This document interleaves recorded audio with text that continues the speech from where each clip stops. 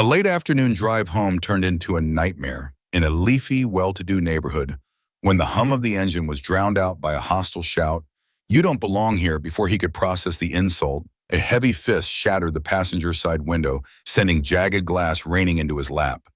The next instant, a local officer yanked open his door, shoved a pistol inches from his temple, and squeezed the trigger.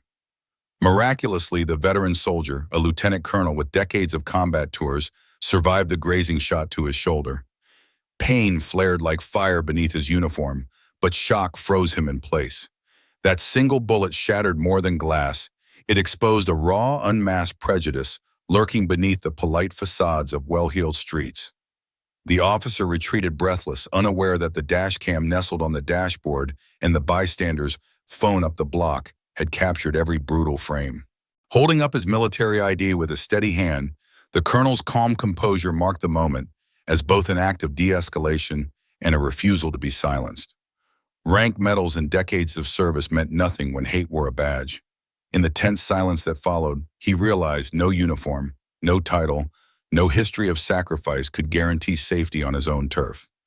In those charged seconds alloyed with fear and indignation, he understood that justice must be asserted, not assumed.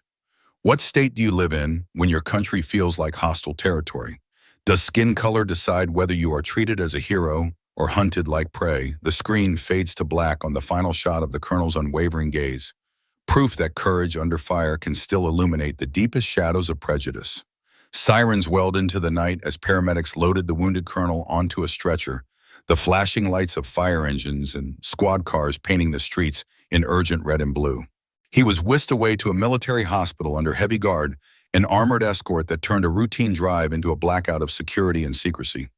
Behind him, local law enforcement officers clustered in huddled confusion, scrambling to contain the spiraling media frenzy.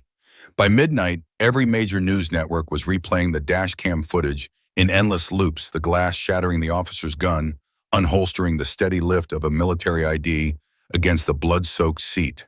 Across social platforms, hashtags like "Honor Under Fire" and "Justice for the Colonel" trended uncontrollably, igniting fierce debates in comment sections. Veterans groups mobilized, staging candlelit vigils outside the station, their banners demanding accountability.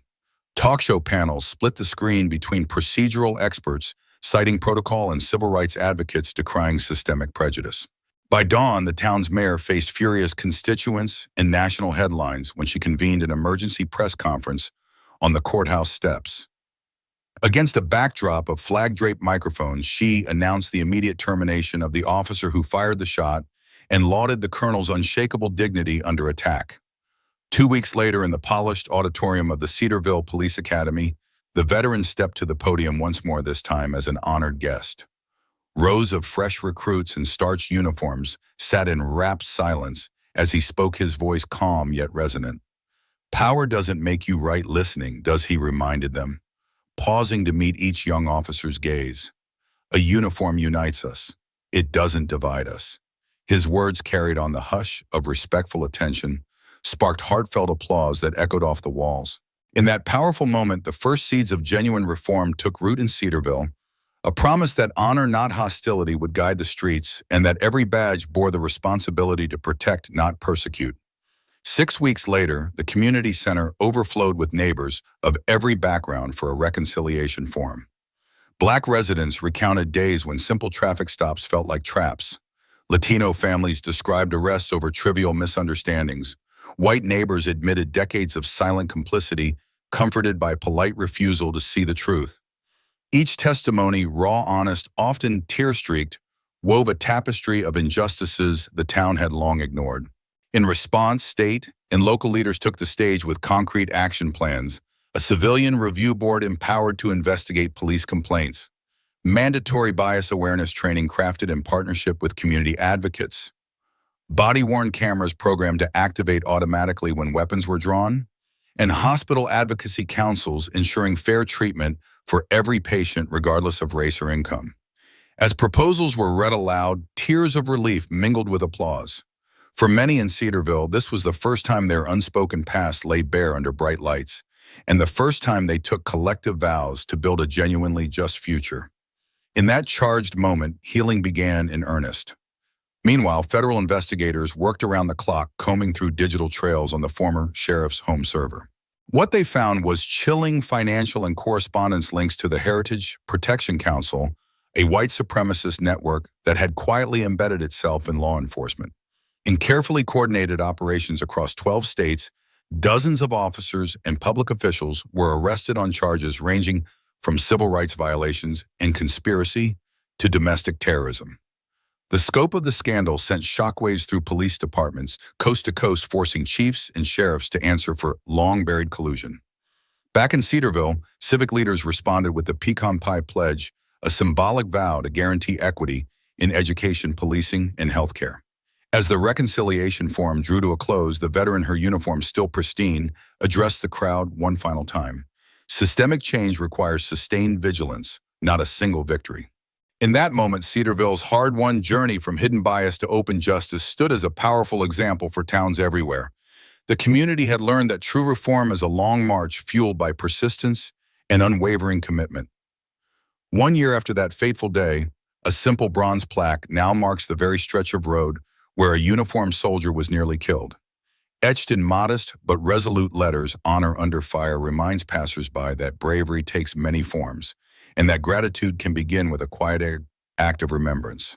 In full dress uniform, the veteran returned to preside over the dedication ceremony, his medals gleaming beneath the soft afternoon sun. With reverent care, he lifted a perfectly folded American flag, a symbol of dignity and breached trust, he called it, and placed it in a glass-fronted case affixed just above the plaque. Under the gently swaying magnolia branches, uniformed officers snapped crisp salutes, their choreography a silent promise that the wrong done here would not be forgotten. A hush fell over the crowd before small applause rose, respectful and warm. Bystanders, young and old, neighbors who once averted their eyes, now stood shoulder to shoulder, reflecting on how far their town had come in confronting its own failures. Children waved tiny flags overhead, their bright colors dancing against the green leaves, symbols of hope carried on small hands. Parents embraced quietly, their shared relief palpable in the gentle folding of arms. The ceremony carried no fanfare, no marching bands, no blaring speakers, yet its power lay in its collective resolve. Each salute, each nod, each tearful glance spoke volumes that respect must be continually earned, that justice remains fragile until we all guard it vigilantly. As the veteran stepped back from the case, he joined his fellow citizens in a moment of silent reflection. Heads bowed, not in sorrow alone, but in unity. Neighbors lingered long after the last note of the bugler's call faded, unwilling to let the significance of this act slip away. They spoke softly of lessons learned and promises made, aware that the road ahead still held challenges. But beneath the magnolia blossoms and the gentle click of salutes and the rustle of small flags, Cedarville affirmed a simple truth: that healing begins when a community stands together, remembering the past and pledging to protect each other's dignity into the future. Through these wrenching events, the community learned a painful truth. Injustice feeds on our silence, but courage, quiet, steadfast courage, can shatter even the deepest prejudice. Watching the veteran hold up his military ID with calm precision under the glare of a drawn weapon became a lesson in dignity no textbook could teach. Faced with an unprovoked assault, he did not lash out in anger nor cower in fear. Instead, he reached patiently for his credentials, documented every moment, and complied with the demands without ever surrendering his rights or his voice. That poised reaction under fire transformed a personal crisis into a rallying cry for public accountability. Neighbors who once whispered about routine stops recognized how easily courtesy can mask contempt. Families who had never questioned traffic stop statistics now saw the human cost of assumptions made on sight alone. The veteran's composed refusal to be silenced became a beacon. If one ordinary person, armed only with truth and resolve, could challenge a uniformed authority, then an entire town, indeed a nation, could summon the will to confront its hidden biases. In community meetings, lawyers quoted that moment of calm under threat as proof that recording injustice and demanding due process weren't acts of defiance, but responsibilities of citizenship. In schools, teachers replayed the dashcam stillness to remind students that dignity under duress speaks louder than any shout. And in homes, parents told their children how standing tall in the face of wrongdoing can inspire others to find their courage. By refusing to vanish into silence, the veteran lit a path from unseen prejudice to open justice. He showed that wounds born alone can be transformed into a collective call for reform, and that every person, regardless of rank or race, holds the power to reshape their community. In Cedarville's brighter mornings when sunlight warms the same streets, where fear once took root, his example endures a silent promise that truth once spoken can no longer be buried. Imagine yourself stepping into his shoes, heart pounding, as you relive that terror on the roadside. The first thing you do is secure every piece of evidence: dash cam footage, bystander videos, dispatch recordings, eyewitness contact information, locking it down in multiple safe locations. You then reach out to trusted journalists and human rights organizations, furnishing them with the unedited truth so it couldn't be buried by spin. Next, you demand independent investigations, no more backroom deals, pressing state attorneys general, the Department of Justice, and relevant military authorities to open their own inquiries. Even before those probes conclude, you'd lobby your local representatives in key committees in Congress, urging them to draft and pass sweeping legislative reforms, clear rules on de-escalation, robust penalties for misuse of force, and mandatory review of every serious incident by civilian boards endowed with real subpoena power. You'd build coalitions that span active duty service members, veterans groups, nonprofits, focused on civil rights, and faith-based organizations, united by the shared conviction that dignity must never be a casualty of bias. At the community level, you'd organize town hall forums where police commanders sit across the table from residents who face discrimination, creating dialogues that shatter the U.S. versus them mindset. You'd partner with educators to develop training programs grounded not in abstract theory, but in the lived experiences of marginalized neighbors, workshops led by those who've endured unlawful stops, professionals who've navigated broken systems, and young advocates demanding accountability. Each speech you give, each op-ed you publish, and each meeting you hold would turn personal pain into collective purpose. You'd follow up regularly, tracking progress and holding leaders' feet to the fire until body cam policies, bias training, and civilian oversight become embedded in every precinct and base. Because lasting policy change isn't a single headline or one dramatic protest, it's the steady drumbeat of resolve kept alive by ordinary people who refuse to let injustice fade into the shadows. Prejudice has a way of shifting its shape when left unchallenged, slipping into new crevices of our institutions cloaked in polite language or buried in routine procedures. Will racism truly vanish by 2050? The choice belongs to each of us. Change will not arrive on schedule with a single law or proclamation. It requires day in, day out vigilance. We must invest in education that doesn't merely tick a diversity box, but opens minds to the true breadth of human experience. Classrooms should be laboratories of empathy where students learn not only facts about different cultures, but also the stories of those who walked before them. Stories of struggle, resilience, and shared humanity. Transparent enforcement of laws is equally vital. No policy, however well-intentioned, carries weight unless its breaches are met with swift and impartial accountability, whether it's a traffic stop or a corporate boardroom. The same standard must apply: every complaint investigated, every injustice addressed, every system scrutinized. Civilian oversight boards need teeth, subpoena power, budget independence, and a clear mandate to surface uncomfortable truths. Only then can communities trust that power serves the public, not personal prejudices. Cultural exchange, too, must be more than a semester abroad or a festival once a year. It should be woven into the fabric of daily life: shared community projects, interfaith dialogues, mentoring programs that bridge generational and racial divides. When neighbors learn each other's traditions, tastes, and concerns, the invisible walls of otherness begin to crumble.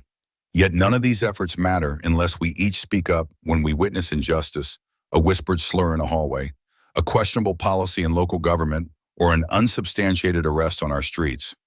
Intervene with courage, offer a reminder of rights, share your recording, back the victims, call for fairness.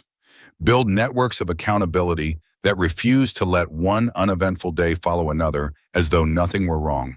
By 2050, let us hope that a new generation looks back and sees these years as the turning point, not merely marked by headlines, but by the relentless choices of individuals who refused to remain silent, who demanded justice until barriers existed only on outdated maps, never again in people's hearts.